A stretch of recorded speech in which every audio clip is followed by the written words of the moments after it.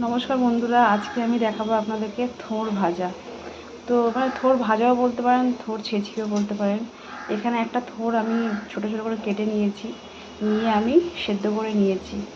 সেদ্ধ করে জলটা ফেলে দিয়েছি, আর আমি ভালো করে হাত দিয়ে স্ম্যাশ করে নিয়েছি।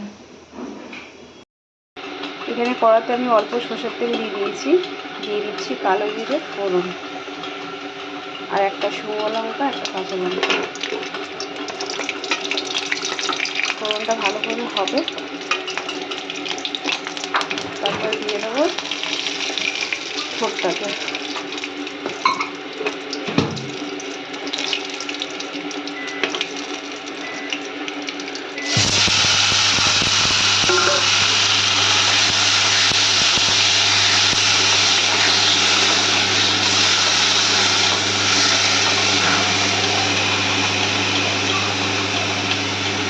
এবার দিয়ে দিলাম স্বাদ মতো নুন,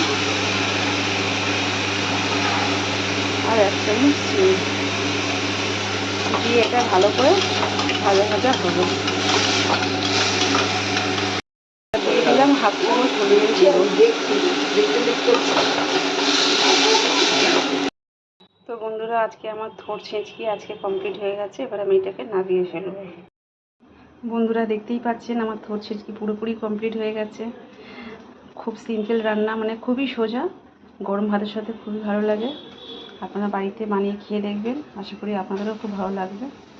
আজ আমি এখানেই শেষ করছি। ধন্যবাদ।